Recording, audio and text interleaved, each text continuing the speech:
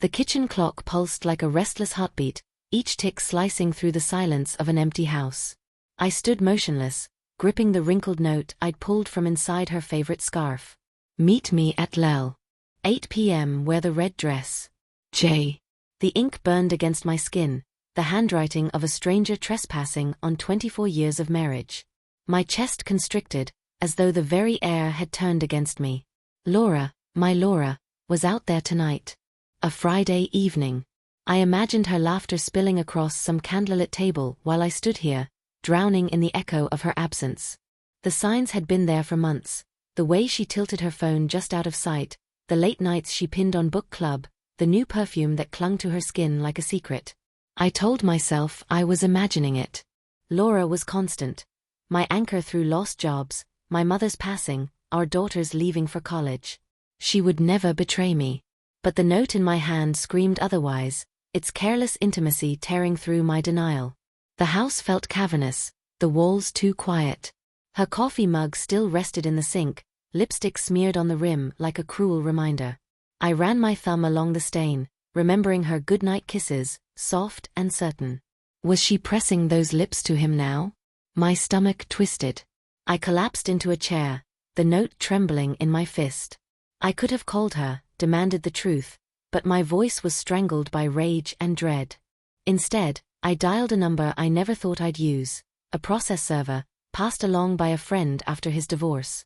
Can you do it tonight? I whispered, as if speaking louder would cement the reality. Give me the address, the man replied without pause. I'll take care of it. Lel. 20 minutes away. A French restaurant we'd visited once, on our anniversary. That night she had worn the red dress, the one that made her eyes flare like embers. I could still see her now radiant, laughing at a stranger's joke, her hand brushing his across the table. The thought tore at me, raw and merciless. I snatched up my keys, the note still clenched in my grip, and drove.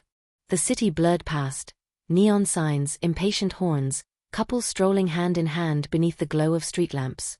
My knuckles whitened on the wheel. I didn't know what I would do when I saw her. Confront her? Plead with her? Or hover unseen, like a ghost haunting the wreckage of his own life? The not knowing gnawed at me, but I couldn't turn back. I needed to see the truth, even if it gutted me. Lel's windows shimmered with golden light against the autumn night. I parked across the street, my breath fogging the windshield. Inside, the restaurant pulsed with warmth, clinking glasses, low jazz, waiters gliding between glowing tables. And there she was. Laura. The red dress clung to her as if it remembered me, her hair catching the light as she leaned closer to a man in a dark suit.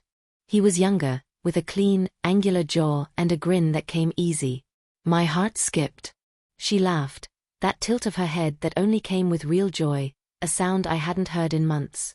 I wanted to burst through the door and smash the moment apart, but my legs wouldn't obey.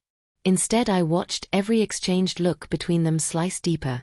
Her hand lay on the table, just inches from his, and I remembered how she used to trace slow circles on my palm during late-night movies. Did she touch him that way? Did she love him? A gray sedan eased to the curb. The process server climbed out, a wiry fellow with a clipboard, the description I'd given, red dress, auburn hair, window table. He moved with businesslike calm and slipped inside. My pulse hammered. There was no turning back now.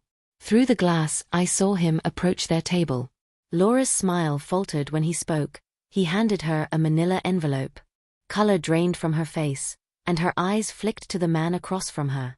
That man's expression shifted from confusion to anger, his voice rising just enough that I imagined the harsh words. The server departed as suddenly as he'd arrived. Laura's hands trembled as she broke the seal. Divorce papers, with my signature, stared up at her, stark and irreversible. She pushed back from the table, the chair legs screeching, and bolted outside with the man following. I sank lower in my seat, heart hammering against my ribs.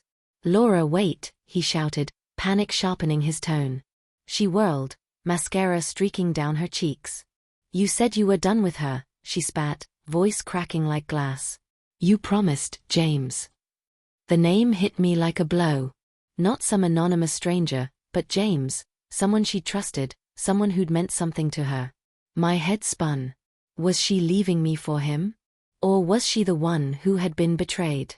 The pieces didn't align yet. James grabbed her arm. I'm done with her, he said, tugging hard. This is a mistake. She's trying to ruin me.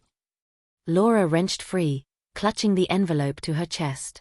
You lied to me, she breathed, raw and small. You lied, and now I've lost everything. Then she ran, heels clicking on the pavement. James didn't chase her.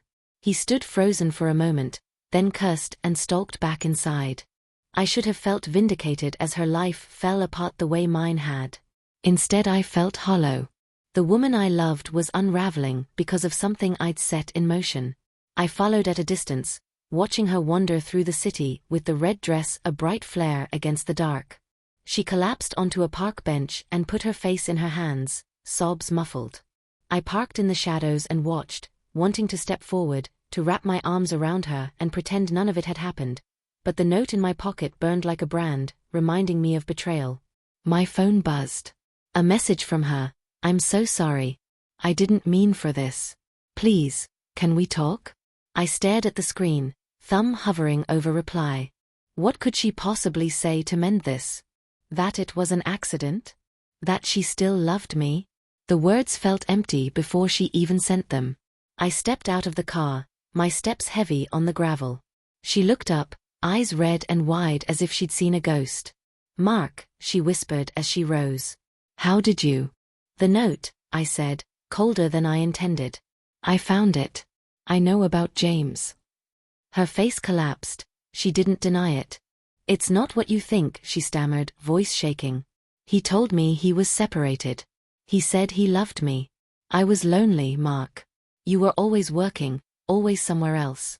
I needed to feel wanted. Her confession stung, truths I'd ignored for too long. I had immersed myself in work, thinking provision was the same as presence. In my absence, someone else stepped in. Then why lie? I asked, my voice fraying.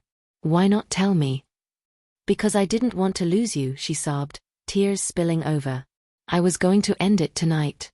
I swear. I wanted to believe her, but the envelope she still clutched hung like a verdict between us. It's too late, I said, the words tasting of ash. You made your choice. I turned and walked away, while her cries followed me down the street. Through blurred city lights and stinging tears, I realized the cruelest twist wasn't that she had betrayed me, it was that I'd betrayed us both. I had sent those papers, not for justice but as retaliation. Now we were shattered together. The note in my pocket felt heavier than ever.